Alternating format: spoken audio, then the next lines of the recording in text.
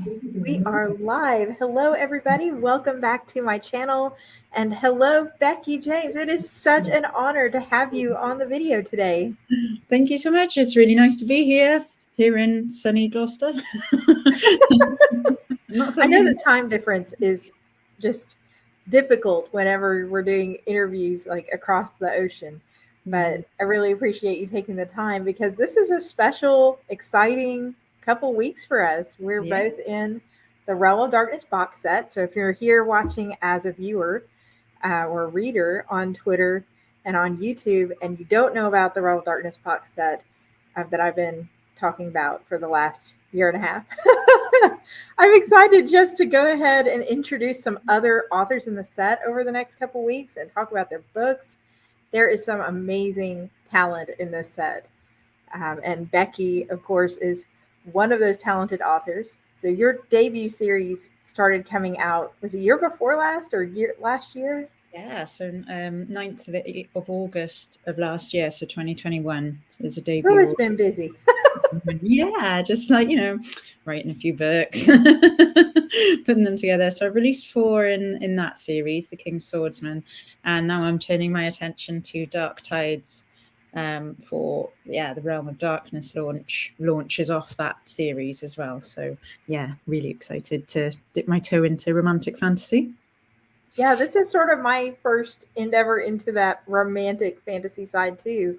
Yeah. And I know you have a little bit of side romantic plots in the King's Swordsman series, which is now 4 volumes long, as you said. So how was the transition from sort of that portal epic fantasy vibe into the romantic fantasy? So, I mean, the Dark Tides is still portal fantasy. So, fish out of water, sort of entering a new realm for the first time, and seeing all the wonderful things there. Sorry, the cat insists on being part of this. There we are. He's happy now. He's a shoulder kitty. But at the heart of it, the King's Swordsman and the adventures there, at the heart of it, it's all about the people, right, and the relationships between them. So yes, there isn't a strong romantic element in the King's Swordsman, but there is definitely, for sure, a strong sort of human connection and that sort of thing that makes a romance stronger. So that it's all about the relationships between the people, and what I find for the King's Swordsman, although there isn't that sort of romantic element of it, they are soulmates, but it's a platonic thing, which people have found really refreshing. So it's kind of interesting to dip back into sort of traditional soulmates where, you are supposed to fall in love and what have you. So yeah, that's been kind of interesting as well. But keeping the sort of fun elements of portal fantasy, the fish out of water and the unexpected situations for the first time. I think I'd like to hope that I do that kind of well, and people seem to like it. So yeah. That's really exciting. And yes, it's going to be different because I have read all but the last one of the King Swordsman series. And it's got that platonic friendship between the two main characters. And of course, they have their own side things, which I'm not going to spoil for people who haven't read the series. But it's going to be interesting seeing the main characters in the shadow of death. And on the cover, because you've got a gorgeous cover, and anybody who's watching on YouTube, I know you guys probably saw the thumbnail before we went live, but it's got sort of the animals in the background. Oh, there it is. Yay. So is that a hint or a spoiler that there may be like either animal companions or shifters or something in it? They are indeed shifters. So this is Neri, and she's a Selkie, and this is Shay, and he's what's called a Cooshie, which is a particular type of Scottish. People call them fairies, people call them devils. Who knows, what they truly are. So in this story, you get to meet them and find out what it is that they do. So yeah, it's mixing Scottish myths with a bit of Welsh mythology as well. So hopefully the principal characters involved won't mind me taking and borrowing from different Celtic cultures and, bringing them together. I just think it's cool to see them represented, like these other mythologies. I mean, there's a lot of other mythological creatures in the set, as we mentioned earlier. If this is your first time hearing about it, there's 40 plus full length novels in this set. So there's everything from the classic vampires and werewolves and all of that, but there's also the unique ones. Like we've got somebody else who's going to be coming on later, I believe, who might have some Japanese mythology in theirs. And Yes. that's actually one of the pre-submitted questions we got for yours, Becky, was if yours had any Japanese mythological creatures in them. But I think this is really the first time we've gotten to sit down and actually chat about what is coming in your book. Yeah, I know, because it was like when we all got together the first time, it was like, putting all the ideas together and writing it down and getting the story out there and what shape it would take. No Japanese mythological creatures in mind, but plenty of Scottish and Welsh influence in there. Although I am studying Japanese, so yeah, missed a trick there. Oh, I wonder if that's why the question came through. I thought that was interesting because we do have some Japanese mythology in the set, like I said. And I was Yeah. like, oh, I didn't know that Becky was like dabbling into that. So that's really cool. Cool. Good. So, how has the box set experience been for you compared to being like a solo releasing the King Swordsman?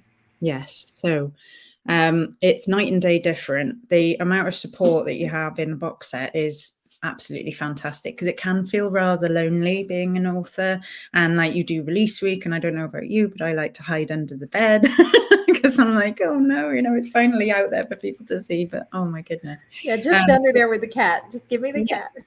just take the cat. So it's a very up and down week for sure, release week. So to go through that with a whole load of other people who sometimes when you're down, they're up, when they're up, you're down, and you can support each other. Absolutely fantastic. And because we're all sort of writing in the same genre as well, the networking has been fantastic, phenomenal. So yeah, I've met some really great people, yourself included, on the set. And yeah, it's just a really great one of those experiences that you'll definitely take forward with you in the writing career. Like, yeah, for sure. Yes, I feel like I was really starstruck coming into this set with some of the authors. I mean, there's USA Today bestsellers and New York Times bestsellers and multi award winners, and then meeting other authors that I've seen so much on Instagram or Facebook, like you and Katherine Glenn and Susan Stradiato, and actually working together has been a great experience. Yeah, Um, really cool. so, one of the questions we got was how long has the book been written? So, I can say on the back end, before we really delve into that, we as a team have been working on Realm of Darkness for over a year. I think we started in like July of last year or August of last year. But it doesn't mean we necessarily had the books completely written July or August of last year. No, yeah. I started writing in February. I don't know about you when you started writing yours, but yeah, I started writing it in February. And I pretty much wrote Neri's side first before delving then into Shay's side of things. So it's a dual point of view fantasy. So one chapter's Neri, then Shay, then Neri, then Shay, then Neri, then Shay. And I just went all the way through with Neri, and then I went back and went all the way through with Shay. So in a way, I wrote it twice. Yeah. Wow. Yeah. Did that So. help you keep the voice of the one person as opposed to writing it from the one point of view and then flipping back? So yeah, but I also found because like some ideas would happen in the one part of the story, and I'd be like, I'm going to write this to one side, ready for the other person to sort of comment on it or think about it. But then when I came back to it, I was like, actually, that's probably not the important bit of the scene. Instead, he was going to focus on this part of the scene. So I think if I'd have been writing them together, one after the other, then I maybe would have been a bit stuck on different bits and pieces. But you're right in that, yeah, writing them separately meant that keeping their voice and their focus was really strong. So yeah, good. But writing more than one character POV is a strength of yours anyway. I'd say, as someone who's read your other series and your other works, you've got very strong characters. So I'm excited. I have not read your book yet in the set, so I'm very excited to read it. Yeah. Oh, I can't wait to hear what you think. But yeah. There's so many books, and I've started reading through them, and I'm just like, these are all amazing. I want to read more of this book. So is this book the first in a series for you, Becky? Yes. This is Dark Tides #1, and I am just now putting the finishing touches to the final chapter of Dark Tides #2. So that'll be coming out later this year, fingers crossed. So yeah. Yes. Can you buy the paperback? Yes. So Becky has the paperback there. Is the paperback out? The paperback is not out yet, so got to focus on the Realm of Darkness if you want to get your hands on it. But yeah, the plan is to release this baby. Yeah, maybe when I get 3 and 4 written as well, because of course everything's a 4-book series. Yeah. So, and you can grab a copy of the ebook for 99¢. The whole set of 40 plus novels is only 99¢while it's on pre-order. I did put a link in the description box to the first chapter that is in the Dark Book Boyfriends group. So, and that's a Facebook group. So if you're watching and you're like, I want to get a feel for this, you can click that link and go over to Facebook and check it out. Good. Yeah. I also wanted to say that with all the 40 books there, you might think, gosh, that's quite a lot of stories. Where do I even start? And we are putting together a quiz to help you narrow down which book should you start with. So yeah, I'll send you a link to that as well, Katherine. You can pop that somewhere in the description. That'd be lovely. Sounds like an amazing story, Luna says. Ooh, thank you. Thank you so much. So what inspired bringing in like the mythology aspect into this book? Right. So I actually spent 4 years living in Scotland along the coast. So really loved the place, and wherever you go, it's always sort of steeped in myths and legends, and just the local area, and just sort of like, don't go out at night because this will happen. It'll be, the Kushi will get you type of thing. So that was pretty interesting, and something that I held with me for a while. It's sort of like, not crossing the stairs or touching wood when, you say something, or not giving people silver, and just those little idiosyncrasies that are steeped in the local area. And I thought, what if they were actually true for Scotland? So this is what happens in Scotland, for example. And then playing around with, well, what other types of characters can there be, and what would their abilities be? And if you're a shapeshifter, maybe what's your thoughts and feelings, and how does that play into you as a character? So the characters definitely came first, I think. And then thinking about, well, who are going to be, the antagonists and the protagonists, right? So who am I going to have as the sort of antagonist element? And looking around in Scotland going, I can see a few of these creatures being that, but I need something with a big oomph. And that's when I looked up in the Mabinogion, which is the big Welsh sort of oral tradition that's been written down, and a lot of that has been lost to time because it fades, and stories aren't passed down and what have you. So we've got little bits and pieces. So there were a few interesting players in that I thought, oh, you'd be good. So fingers crossed they don't mind me using their name. Thus the magic was born. And thus the magic was born, yes. And you've got like a Welsh-Scottish mashup. Why not, though? Why not? Yeah, why not? I'm up for it. Conquers all here, right? I've mashed them up together. I'm up for it about it. Yes. That's right. So since this is a romance, this is something I'll be asking the other authors too as they pop up for the set. What would you say the steam level for your book in the set is? Right. So yes. Oh gosh, there's an official scale, isn't there? But it's not fade to black, but neither are there multiple scenes.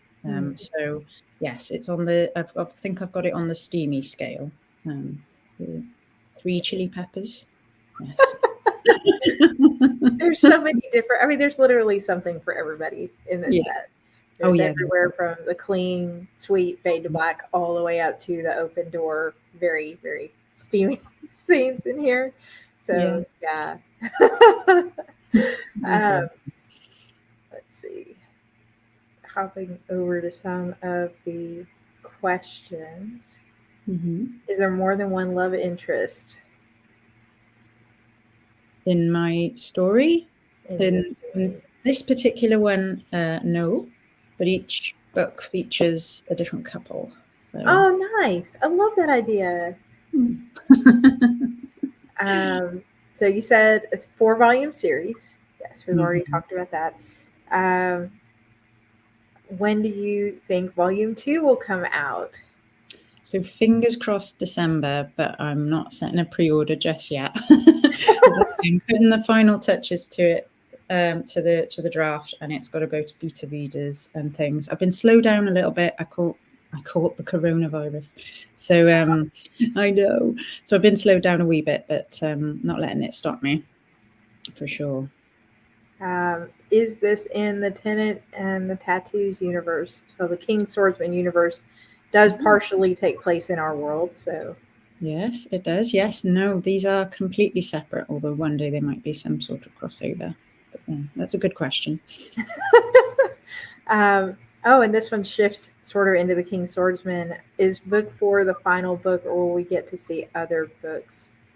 So yes, there will be other books. So that one's an 8-book planned series, but we'll do King Wow. Swordsman, Dark Tides, King Swordsman. Yeah. Great. Will definitely be finished. I've got them all drafted, put it that way. So yeah, that's complete. Have you considered doing an audiobook?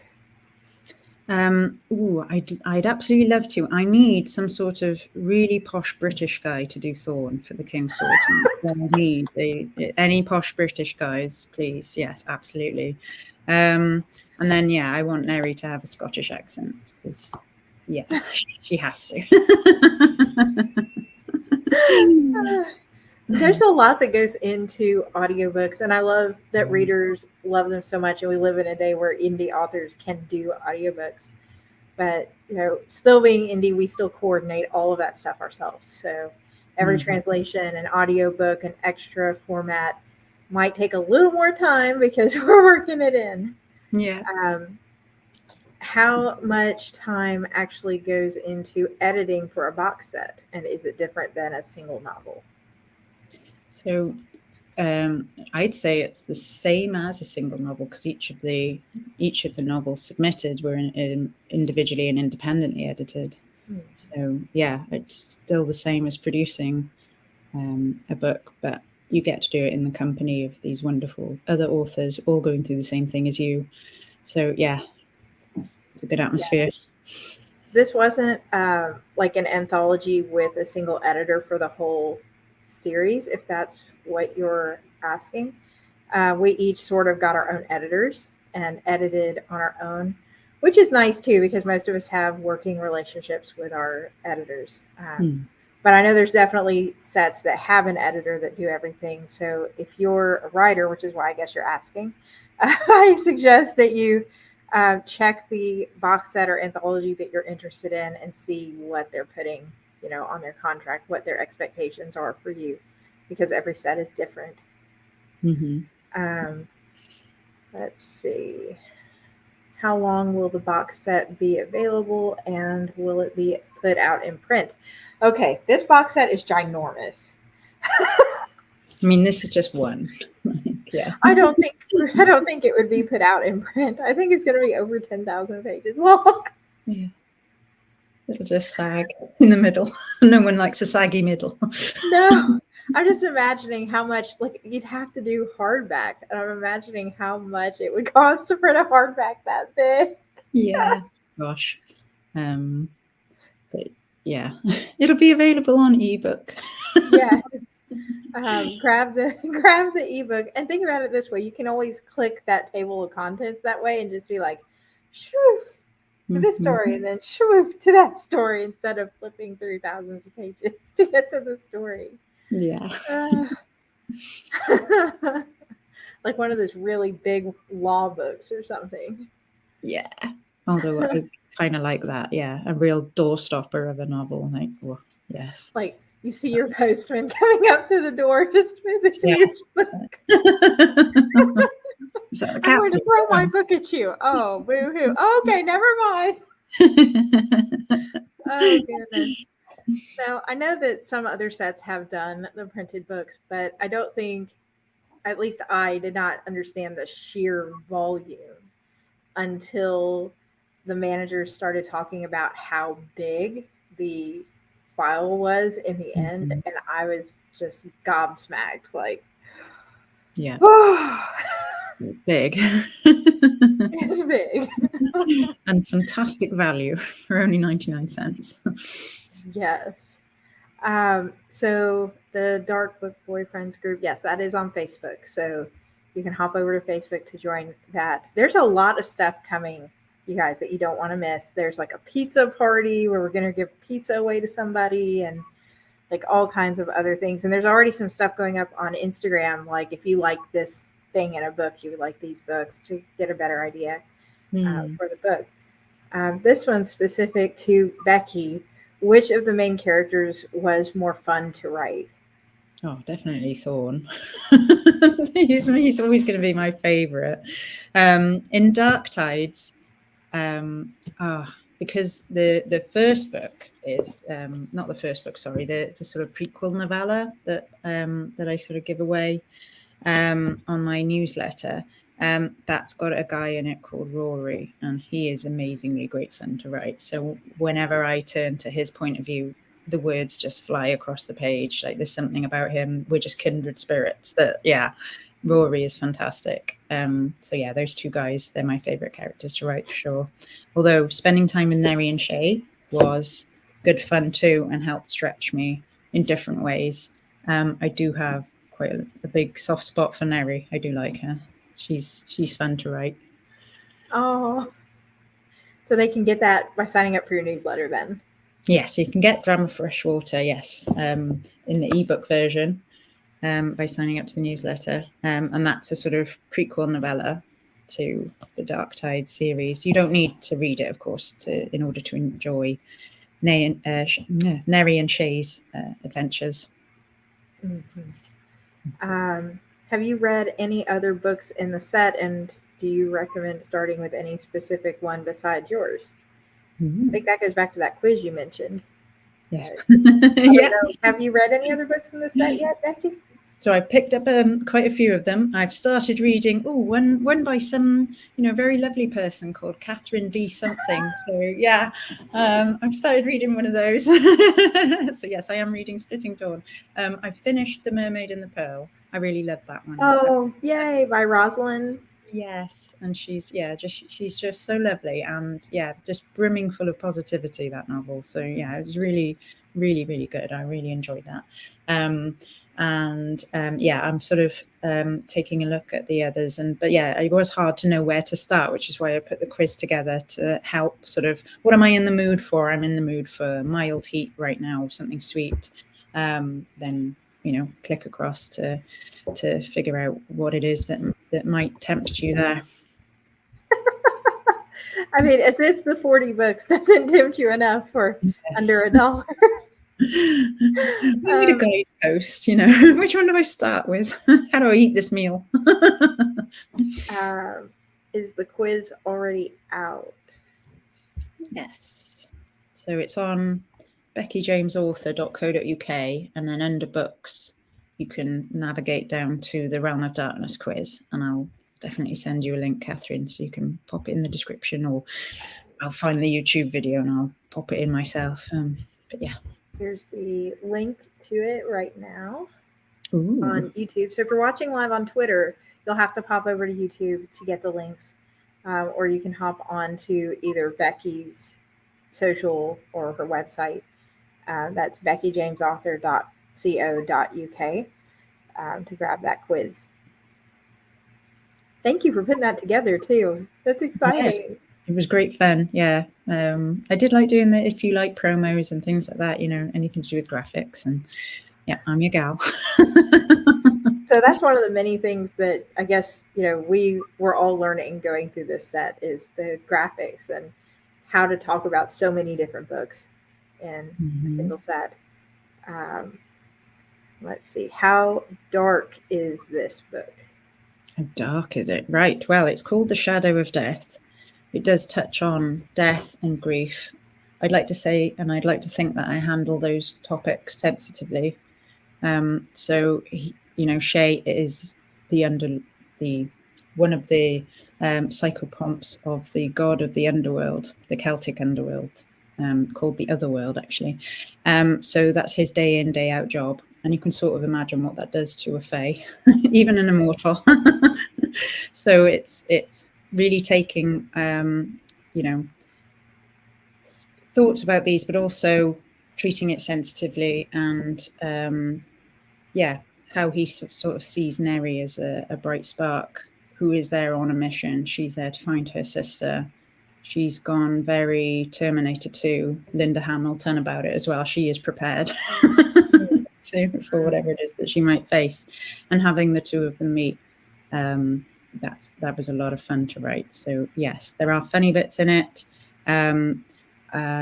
Yes, it deals with topics of grief and loss. But yeah, overall, I would like to think that people would enjoy reading the novel and feel something. That's what you want to do as an author, is help people feel something. So yeah, hopefully that answers your question. Yeah. You mentioned romantic fantasy earlier. What's the difference between a fantasy romance and romantic fantasy? I forget which way around it is, but it's like is it a romantic fantasy? There's a romance story, but it happens to be in a fantasy setting. Mm-hmm. And a fantasy romance is the whole point is the romance. I've tied myself up in knots. I'm afraid I'm not I think I did an interview with Katrina Lewis, and she writes romantic fantasy, and she worded it very well, and I should just go memorize her explanation. But so you can hop to her video in my playlist if you want to see exactly what she said. But I think it came down to how much romance is required for the plot of the story to go forward by itself. A romantic fantasy, I feel like, implies that without the romance, the plot sort of falls apart, but without the plot, the romance falls apart, as opposed to just a romance with no fantasy.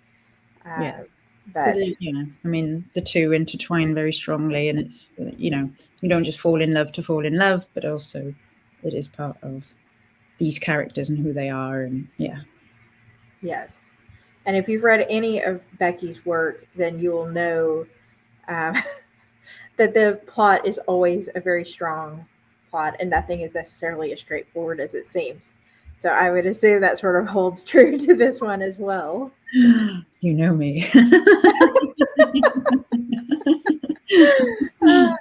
So yeah, this has been fantastic. Thank you so much, everybody who submitted questions in advance. If you're watching the replay and you have questions for Becky or about the set, please leave them in the comments, because I talk to Becky over Messenger, and I can just stick your question in Messenger and reply back to you. But seriously, this has been such a fun experience, and meeting you and working with you. And I'm so excited to read your book. And we are less than 2 weeks away now. No, I know. I'm like, oh my goodness. I keep on thinking it's next month. It's next month. It's very early next month. So yes. It's October 4th. So you still have time if you're watching the replay anytime up to October 4th. You still have time to grab that pre-order while it's 99 cents. So go ahead and get it. Yes. Go grab it now. Mash that button. Yes. Well, thank you so much for joining me, Becky. I wish you all the best, and we're looking forward to reading this book and the next ones in the Dark Tide series. Thank you so much, and thank you so much for organizing this, and thank you for everyone who came, and if you're watching this afterwards as well. Thank you. Take care, everybody. Bye-bye.